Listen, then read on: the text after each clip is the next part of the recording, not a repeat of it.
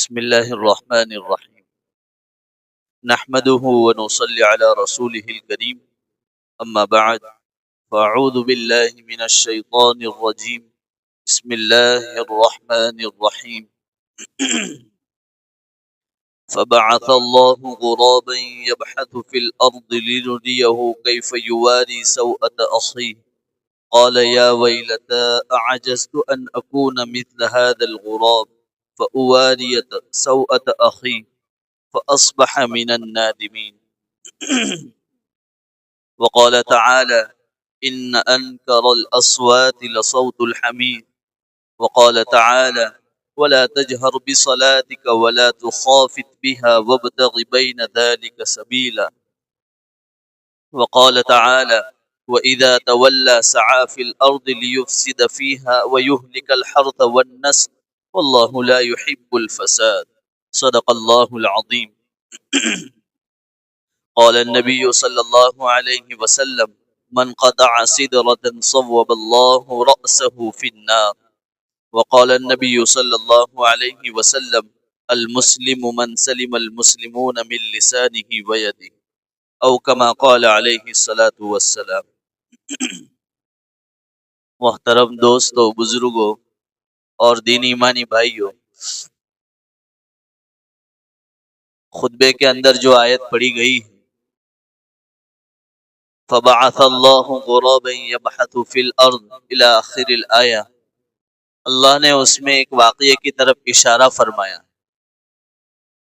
اور اس واقعے کے ذریعے سے ایک سبق دیا. واقعہ یہ ہے کہ حضرت آدم علیہ الصلاۃ والسلام اور حضرت حوا علیہ الصلاۃ والسلام یہ دونوں میاں بیوی ہیں، اور ان کے بیٹے قابل اور حابل، یہ دو ان کے بیٹے ہیں. قابل جو ہیں یہ بڑا بھائی ہے، بڑا بیٹا ہے، اور حابل کا بڑا بھائی ہے، غصے کا تیز ہے، اور حابل چھوٹا بھائی. اب جب آدم علیہ الصلاۃ والسلام انسان دنیا کے اندر سب سے پہلے انسان ہیں، اور یہی دونوں شخصیت ہیں آدم علیہ السلام اور حوا علیہ السلام، اور ان دونوں سے قابل اور حابل پیدا ہوئے. اب نسل آگے کیسے بڑھے، اس کے لیے اللہ رب العزت نے ایک قانون اپنا اٹھا لیا، ختم کیا. وہ قانون یہ کہ ایک ہی ماں سے پیدا ہونے والی اب بیٹیاں بھی ہوگی. نسل آگے چلانا کس طرح ہے؟ تو اللہ نے بھائی بہن کا جو رشتہ ہے اس کو وقتی طور پر ہٹا لیا، کیونکہ اس سے آگے نسل چل ہی نہیں سکتی ہے. تو اللہ نے ایک حمل کا وقفہ آدم علیہ السلام اور حوا علیہ السلام کے درمیان میں ایک حمل کا وقفہ رہے، اس کے بعد جو اولاد ہوگی اس سے نکاح کر سکتے ہیں. یہ بات اللہ نے آدم علیہ السلام کو بتلائی. اب اس واقعے کے اندر یہ ہوا کہ قابل کے حصے میں وہ بیوی اور وہ لڑکی آئی جو حابل کے ساتھ نکاح میں آنے والی تھی. وہ ذرا خوبصورت تھی، اور قابل کی جو بیوی تھی جو ان کے حصے میں آ رہی تھی وہ ذرا اس سے کم خوبصورت تھی، یعنی تھوڑی بدصورت تھی. قابل اور حابل، تو قابل یہ بڑا بھائی تھا، تو بڑے بھائی کے حصے میں جو بیوی اور جو لڑکی آ رہی تھی وہ ذرا کم خوبصورت تھی، اور حابل جو ہیں ان کی جو بیوی تھی، ان کی جو لڑکی ان کے نکاح میں آنے والی تھی وہ اچھی خوبصورت تھی، زیادہ خوبصورت تھی.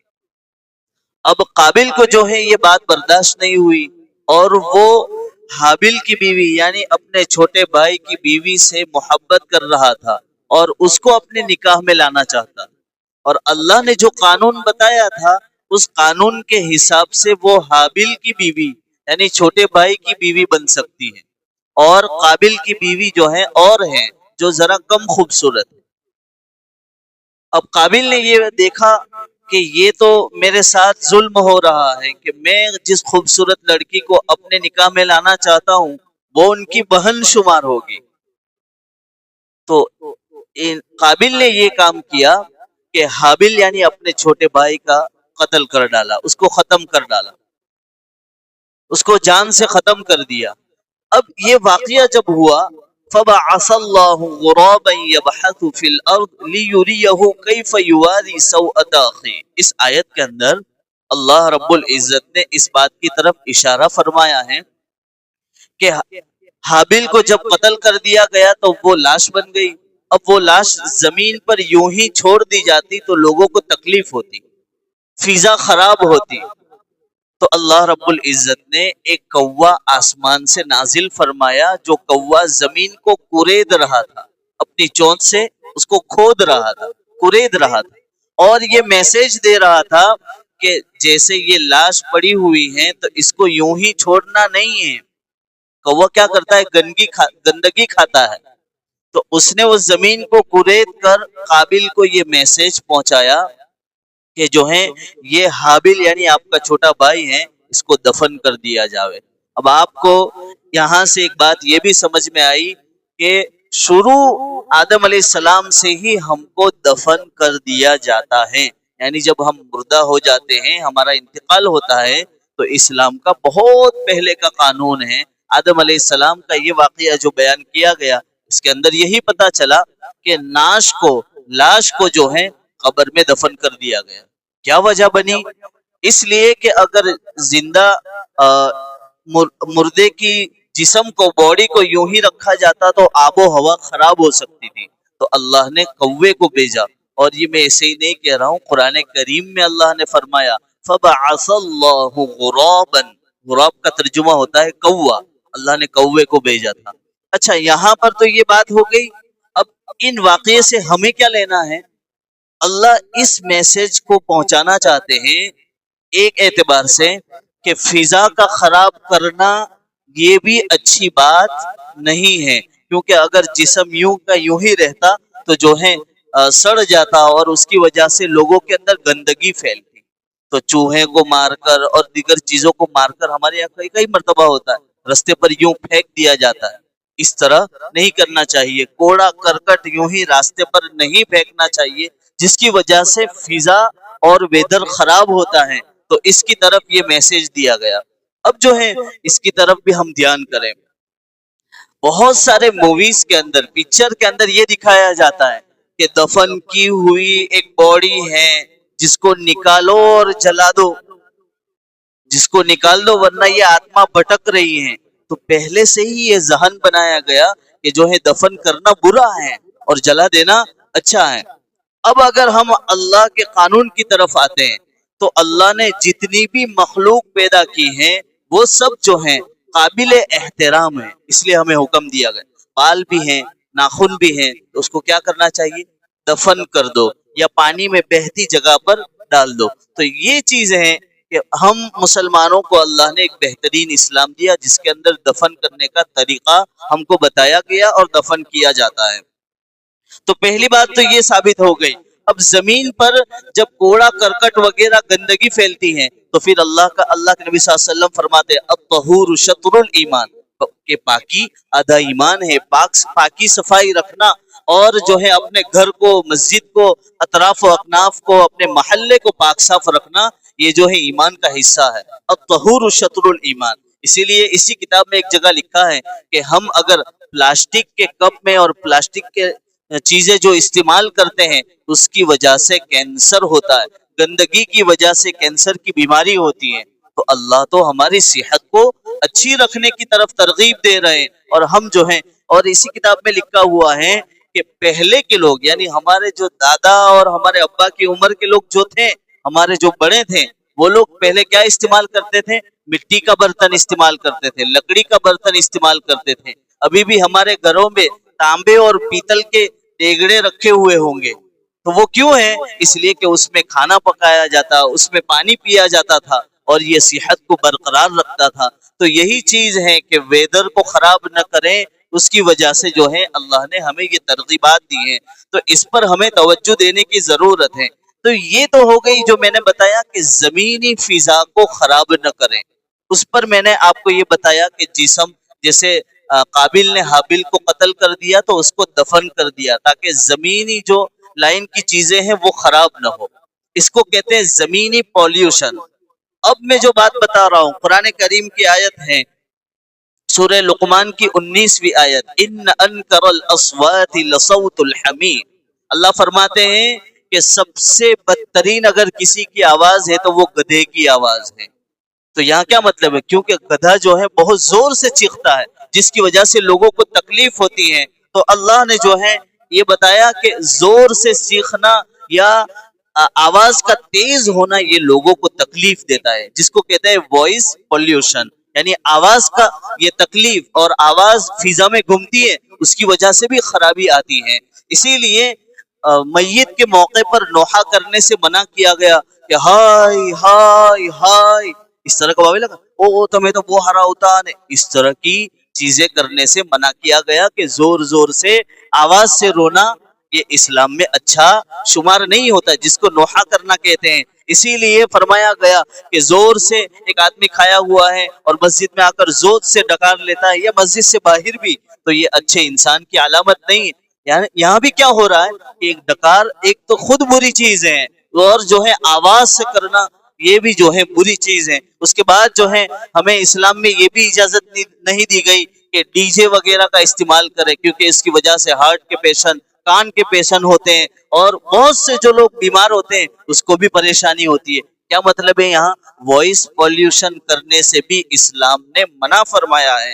عورتوں کے زیور میں کھن کھن کی آواز ہوتی ہے، وہاں پر بھی اسلام نے منع کیا کہ اس کی وجہ سے شیطان آگے بڑھتا ہے، لوگوں کی توجہ بڑھتی ہے، جس کی وجہ سے اللہ نے یہاں بھی روک لگائی اور یہ بتایا کہ جیسے زمین کو خراب کرنا یہ بھی ایک مسلمان کا کام نہیں۔ اسی لیے اللہ کے نبی صلی اللہ علیہ وسلم نے فرمایا المسلم من سلم المسلمون من لسانه ویدی، کہ ایک بہترین اور اچھا مسلمان وہ ہے جس کے ہاتھ سے، یعنی ہاتھوں سے پیروں سے زمین کو، جگیا کو خراب نہ کرے، اور دوسرا بتایا اپنی زبان سے، زبان سے کیا؟ ایسی بکواس اور اس طرح کے زور زور کی آواز نکال کر وائس پولیوشن نہ کرے۔ تو یہ بھی ایک سبق دیا گیا۔ بنی اسرائیل، سورہ بنی اسرائیل کے اندر 11ویں آیت ہے، اللہ نے فرمایا وَلَا تَجْهَرْ بِصَلَاتِكَ وَلَا تُخَافِتْ بِهَا وَابْتَغِ بَيْنَ ذَلِكَ سَبِيلًا، کیا فرمایا اس کے اندر کہ تم اگر نماز میں کھڑے ہو، نماز پڑھ رہے ہو، تو بہت زور سے چیخنے کی ضرورت نہیں ہے۔ بھائی مجمع دیکھو، اسی لیے حضرت مولانا رشید احمد صاحب گنگوئی فرماتے ہیں کہ جس طرح پیسے کی فضول خرچی ہے، اسی طرح آواز کی بھی فضول خرچی ہے، جتنی ضرورت اتنی ہی آواز۔ یہ حضرت مولانا رشید احمد صاحب گنگوئی فرماتے ہیں۔ قرآن کریم میں اللہ فرماتے ہیں نماز میں کھڑے ہو تو ایسا نہیں کہ بہت زور سے چیخ کر جو ہے نماز پڑھاؤ، اور ایسا بھی نہیں کہ بہت آہستہ۔ تو کیا کریں گے؟ امتم وسط، اللہ نے تو جو ہے ہمارے لیے میانہ روی اختیار کی، یعنی اعتدال کے ساتھ نماز میں، نہ بہت زور سے نہ بہت آہستہ سے۔ تو یہاں پر بھی یہ کیا بتایا؟ اس کے اندر بھی وائس پولیوشن، خواہ خواہ چلانا یہ مناسب نہیں۔ ابو داؤد شریف میں روایت ہے قیام اللیل یعنی تہجد، حضرت ابو بکر رضی اللہ تعالیٰ عنہ اور حضرت عمر رضی اللہ تعالیٰ عنہ یہ دونوں نماز پڑھ رہے۔ اب ابو بکر کا معاملہ یہ ہے کہ وہ نماز پڑھتے ہیں تو آہستہ سے اپنی قرات کرتے ہیں، یعنی الحمد شریف سورت وغیرہ دھیرے دھیرے پڑھتے ہیں، کب؟ تہجد کے موقع پر۔ اور حضرت عمر رضی اللہ تعالیٰ عنہ زور سے قرات کرتے تھے۔ کیا مطلب تھا؟ حضرت عمر کو پوچھا گیا تو کہنے لگے کہ جو بھی قرآن کو سنے گا اس کو ہدایت ملے گی، کیونکہ خود عمر کو جو ہے قرآن کریم کی آیت سے ہدایت ملی ہے۔ تو جب اللہ کے نبی صلی اللہ علیہ وسلم کے پاس یہ معاملہ گیا تو حضرت عمر اور ابو بکر دونوں کو بٹھایا اور کہا کہ ابو بکر آپ اپنی آواز کا والیوم ذرا اوپر کریں، اور حضرت عمر سے کہا کہ آپ اپنی آواز کا والیوم ذرا نارمل کر دے، یعنی دونوں کو نصیحت کی اور یہ کہا۔ یہاں پر بھی کیا بتلایا کہ وائس پولیوشن جو ہے یہ اسلام میں اچھا نہیں ہے، کہ زور زور سے کسی کو تکلیف پہنچتی ہو اس طرح کی آواز لگا کر کسی کو تکلیف دینا صحیح نہیں۔ اسی لیے ہم جس مسلک کو فالو کرتے ہیں، حضرت امام ابو حنیفہ رحمۃ اللہ علیہ اس مسلک کے اندر بھی ہیں کہ امام جب غیر المغضوب علیہم ولا الضالین کہیں تو ہم زور سے آمین کہتے ہیں؟ نہیں کہتے ہیں، ہم آہستہ سے آمین۔ اور دیگر مسلکوں کے اندر زور سے کہا جاتا ہے، ہمارے مسلک کے اندر بھی پھر یہ حکم دیا کہ جو ہے آمین کو بھی آہستہ کہا جائے۔ یہاں پر ایک اشارہ ہے، میں یہ سمجھا رہا ہوں کہ یہ بھی ایک وائس پولیوشن ہے جس سے اللہ نے ہمیں روکا ہے۔ ایک بہت بڑے نبی حضرت زکریا علیہ السلام جو ہیں، قرآن کریم میں ان کا تذکرہ ہے اذ نادى ربه نداء خفيا، کہ جب اللہ سے آہو پکار کرتے تھے، اللہ سے دعا مانگتے تھے، خفیہ یعنی آہستہ سے، اللہ سے، ایسا نہیں کہ وہ بہت گڑ گڑا کر نوحہ کرنے زور زور سے رونے لگے. تو خود نبی کا ایک عمل بتایا کہ وہ خود جو ہے بہت آہستہ سے اپنی آواز کو نارمل رکھ کر جو ہے اللہ سے دعا مانگا کرتے تھے. تو یہاں تک میں نے کیا بتایا؟ پہلے یہ بتایا کہ زمینی فضا کو خراب نہیں کرنا، حابل قابل کا واقعہ بتایا. دوسرا یہ بتایا وائس پولیوشن یعنی آواز اتنی بڑھ جاوے کہ لوگوں کو تکلیف پہنچے، یہ بھی قرآن حدیث سے بتایا. اب جو ہے آگے ایک معاملہ اور ہے. اللہ کے نبی صلی اللہ علیہ وسلم نے فرمایا، قرآن کریم کی آیت ہے، اللہ فرماتے وَإِذَا تَوَلَّى سَعَى فِي الْأَرْضِ لِيُفْسِدَ فِيهَا وَيُهْلِكَ الْحَرْثَ وَالنَّسْلَ. جب آپس میں جنگ و قتال ہوتی ہے، لڑائی جھگڑا ہوتا ہے، یہ ہمارا لڑائی جھگڑا نہیں، جنگ جو ہوتی ہے اس موقع پر یہ ہوتا ہے کہ بھاگنے والا فرقہ اب کیا کرتا ہے؟ وَإِذَا تَوَلَّى سَعَى فِي الْأَرْضِ، اب وہ کیا کرے گا؟ پیٹ پھیر کر بھاگے گا. تو جتنا نقصان ہوتا ہے وہ کرے گا. تو زمین میں، ملک میں جو ہے فساد مچاتا ہے. فساد یعنی لوگوں کے اندر تکلیف کو عام کرتا ہے اور لوگوں کو جو ہے دلوں کے اندر خرابی پیدا کرتا ہے، اس کو کہتے ہیں فساد. اور اس کے ساتھ کیا کرتا ہے؟ وَيُهْلِكَ الْحَرْثَ وَالنَّسْلَ، کھیتوں کو برباد کرتا ہے. کیا کرے گا؟ کھیتوں کو برباد کرے گا اور درخت اور جانوروں کو برباد کر دے گا، اس کو ختم کر دے گا. تو کیا مطلب ہے ان باتوں کا خلاصہ؟ اللہ فرماتے ہیں کہ ایک فسادی آدمی یہ سب کام کرتا ہے کہ جو ہے وہ جانوروں کو، کھیتیوں کو، درختوں کو جو ہے نقصان پہنچاتا ہے. اور اللہ فرماتے ہیں واللہ لا يحب الفساد، اللہ فسادی لوگوں کو پسند نہیں فرماتے. میں جو ہے اصل بات کی طرف تو ابھی آ رہا ہوں، میں یہ بتا رہا ہوں کہ دیکھو یہ کیا ہے. ایک جگہ میں نے خطبے میں شروع میں ایک ابو داؤد شریف کے اندر روایت ہے، میں نے پڑھی، من قطع سدرة صوب اللہ رأسه فی النار. اللہ کے نبی صلی اللہ علیہ وسلم کی حدیث ہے اور صحیح حدیث ہے.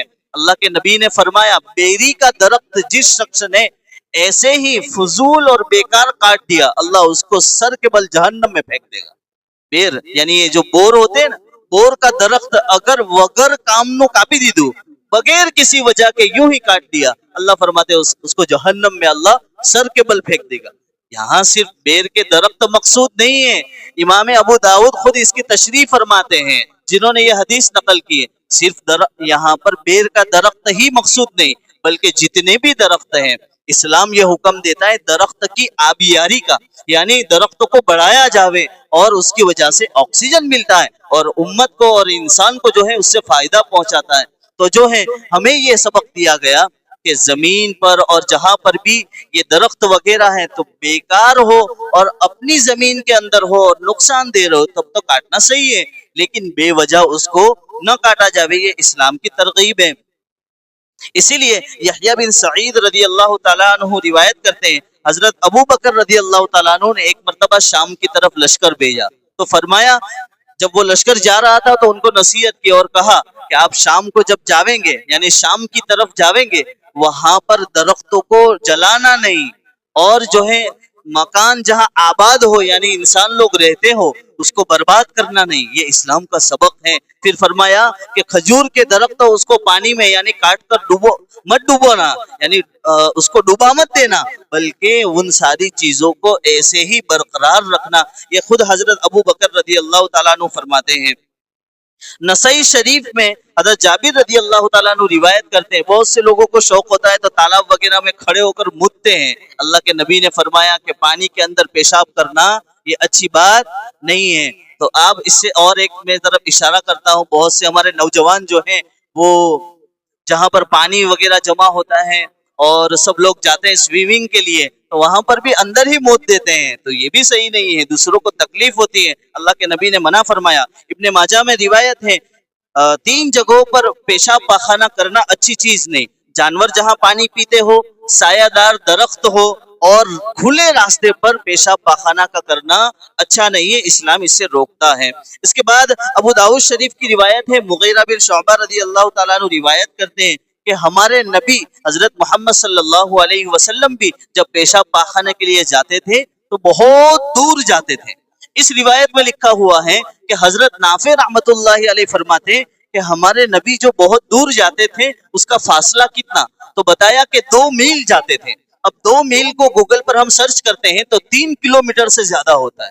یعنی ہمارے نبی صلی اللہ علیہ وسلم جب مکہ سے چھوڑ کر 2 میل دور جاتے تھے پیشاب پاخانہ کے لیے، تو کیا مطلب ہے اس کا کہ اس غلاظت سے، اس پیشاب پاخانہ کی وجہ سے انسانوں کو تکلیف نہ پہنچے، اس لیے آبادی سے دور جا کر جو ہے اپنی قضائے حاجت پوری کرتے تھے۔ اور نسائی شریف کے اندر روایت ہے، شرید رضی اللہ تعالیٰ عنہ فرماتے ہیں کہ کل کو قیامت کے دن اگر کسی ایک چڑیا کو بھی ہم نے مارا ہوگا بغیر ضرورت کے، اس کو ذبح کر دیا ہوگا، کل کو قیامت کے دن یہ چڑیا سوال کرے گی اور پوچھے گی کہ جو ہے مجھے کیوں قتل کیا تھا یا اللہ، اس کی کوئی ضرورت نہیں تھی پھر بھی مجھے قتل کیا تھا۔ اس کے بعد نسائی شریف میں عبداللہ بن مغفل رضی اللہ تعالیٰ عنہ فرماتے ہیں، اللہ کے نبی نے فرمایا کہ اگر یہ کتے امت کی یعنی مخلوق نہ ہوتی تو میں سب کو قتل کروا دیتا، اور خصوصاً کالے کتے کو، لیکن اس کے بعد فرمایا کہ یہ بھی اللہ کی مخلوق ہے اور بغیر ضرورت کے کتوں کو بھی مارنا صحیح نہیں۔ ان سب باتوں کا خلاصہ اب میں جس بات کی طرف آ رہا ہوں وہ یہ ہے کہ میں نے 3 چیزیں اس میں بتائی، ایک زمینی فضا کو خراب کرنا صحیح نہیں، دوسرا بتایا وائس پولیوشن یعنی آواز کا زیادہ بڑھا دینا اور لوگوں کو تکلیف پہنچانا یہ بھی صحیح نہیں، اور تیسری چیز میں نے بتائی کہ جو ہے درخت وغیرہ اور ان سب چیزوں کو نقصان پہنچانا یہ بھی صحیح نہیں ہے۔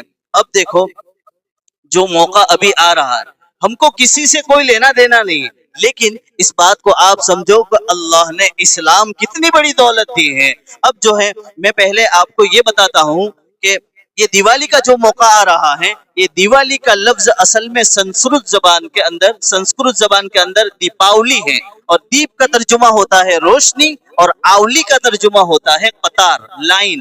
تو پورا کو جوڑیں گے دیپاولی کو تو چراغوں کی لائن، تو اس کا یہ لفظی ترجمہ ہوا۔ تو اس کو اس لیے یہ کہا جاتا ہے، یہ تہوار 5 دن کا ہوتا ہے جو قمری حساب سے کارتک، مکسر، پوس، مہا، فاگن، چیتر، ویساکھ جو یہ ہوتا ہے، اس میں 15ویں کارتک کو یہ دیوالی منائی جاتی ہے۔ آپ کہیں گے مولوی صاحب آپ تو کیوں نہیں ہو ضرورت، مسلمان وہ ہوتا ہے جو دنیا سے واقف ہوتا ہے کہ کس میں کیا ہو رہا ہے۔ تو یہ میں بتا رہا ہوں کہ 15 کارتک کو یہ ہوتا ہے، اور تہوار کی وجہ بھی ہے ان کے یہاں، ان کے عقیدے اپنی جگہ ہے۔ تہوار کی وجہ یہ ہے کہ رام نے راون کو شکست دی تھی، اس دن اپنی بیوی سیتا اور بھائی لکشمن کے ساتھ ایودھیا بادشاہی کے پر واپس جب لوٹ رہے تھے تو اس وقت میں 14 سال ان کو ہوئے تھے۔ اس واپسی پر رعایا نے یعنی قوم نے جو ہے یہ دیپاولی یعنی یہ چراغا کیا اور ان کا استقبال کیا، جس کی خوشی میں یہ منایا جاتا ہے۔ دوسری وجہ لکھی ہے مہا بھارت کے حساب سے دیکھیں تو پانڈو جو تھا وہ 12 سال ونواس گیا تھا اور 1 سال اگیات واس گیا تھا، اور واپس جب لوٹا تو اس خوشی کے اندر جو ہے انہوں نے یہ دیوالی کو بناتے ہیں۔ بعض لوگ کہتے ہیں کہ دولت اور مال کی جو دیوی ہے جس کو لکشمی دیوی کہتی ہے اس کی یاد میں یہ دیپاولی منائی جاتی ہے۔ مغربی بنگال کے اندر دیوالی اس لیے منائی جاتی ہے کہ وہاں پر کالی دیوی کی پوجا کی جاتی ہے۔ اور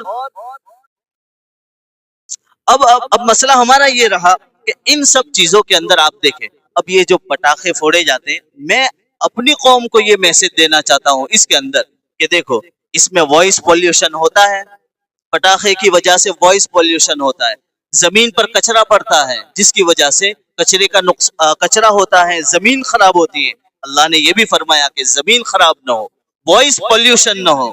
اس کے بعد کیا فرمایا کہ جانور اور درخت وغیرہ جل جاتے ہیں، کئی مرتبہ ان ہاتھ وغیرہ جل جاتے ہیں، منہ جل جاتا ہے، کئی لوگوں کے گھر جل جاتے ہیں۔ تو میرے بتانے کا کیا مقصد ہے ان باتوں کے اندر کہ یہ اللہ نے ہمیں تو صرف 2 ہی تہوار دیے، 2 عید دیے، بقر عید ہے، رمضان عید ہے، اور ان کے علاوہ ان کے مذہب میں جو چاہیں کھلے طور سے کریں، لیکن ہمارے بچے اس سے محفوظ رہیں۔ ہم جب کہتے ہیں تو کہ مولوی صاحب وجہ تو نلو سے چال ہے، وہی تو ہے، جب چھوٹا ہے تبھی تو اس کو سمجھانے کی ضرورت ہے۔ نلو چھیڑ پٹاخ نہ لیا پہ، نلو چھیڑ لیا پہ پتنگ دے دیتے ہیں، پھر جو ہے پٹاخے دے دیتے ہیں، نلو سے چال ہے، اس پر شریعت لاگو نہیں ہے، تم پر تو شریعت لاگو ہے، ہم پر تو شریعت لاگو ہے۔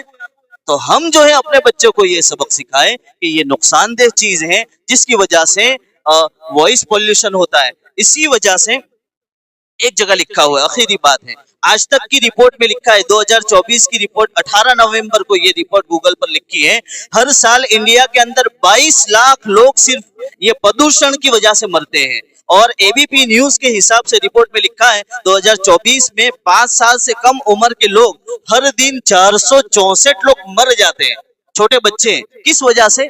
پولیوشن کی وجہ سے، آواز اور زمینی پولیوشن اور یہ درختوں کے ختم کرنے کی وجہ سے. اپنے اور لکھا ہے انڈیا ٹوڈے اور نیشنل ہیلتھ پورٹل کے حساب سے، اس میں رپورٹ لکھی ہے کہ پوری دنیا کے اندر حساب لگائے تو ہر سال 7 ملین یعنی 70 لاکھ لوگ پوری دنیا کے اندر مرتے ہیں. صرف کس وجہ سے؟ اس وجہ سے کہ یہ آب و ہوا اور فضا جو ہے بہت خراب ہو رہی. یہ تو میں نے انڈیا کی رپورٹ بتائی، تو اس کا مطلب کیا ہے کہ ہم جو ہے بطور مسلمان ہمارا یہ فریضہ ہے کہ ایک مسلمان کسی کو تکلیف نہیں پہنچا سکتا، تو ہماری ذات سے نہ کوئی پٹاخہ پھوٹے، نہ ہماری ذات سے زبان سے ہاتھ سے نہ وائس پولیوشن ہو، نہ زمینی کوئی کچرا کوڑا کرکٹ ہو. قربانی کے موقع سے کیا کیا جاتا ہے؟ کھڈا کھودا جاتا ہے، گڑھا کھودا جاتا ہے. کیوں؟ اس لیے کہ زمینی پولیوشن نہ پھیلے، اس وجہ سے ہے. تو میری پوری بات کا خلاصہ یہ ہے کہ ہماری ذات سے ہم جو ہیں کوئی نہ وائس پولیوشن، نہ زمینی ہماری طرف سے کوئی تکلیف ہو، نہ جو ہے درخت وغیرہ بغیر ضرورت کے نہ کاٹے جاوے بلکہ اگائے جاوے. یہ بات میں آپ کو بتانا چاہتا ہوں. اور اس کے بعد آخری بات یہ ہے کہ اپنے بچوں کو بھی یہ پیغام دے کہ یہ جو ہے ہم اس کے اندر شامل نہ ہو اور اس طرح نہ کریں. اور اگر کوئی ہیپی دیوالی وغیرہ کہتا ہے تو اس میں کہیں آپ کو بھی عید مبارک، آپ کو بھی عید مبارک، یہ الفاظ کہیں، کیونکہ ایمان کا خطرہ ہے. کیونکہ جن لوگوں کے نام لیے اگر اس میں شامل ہوتے ہیں تو اس کی وجہ سے اپنے ایمان کا خطرہ بڑھ جاتا ہے. وآخر دعوانا ان الحمد للہ رب العالمین. رہی بات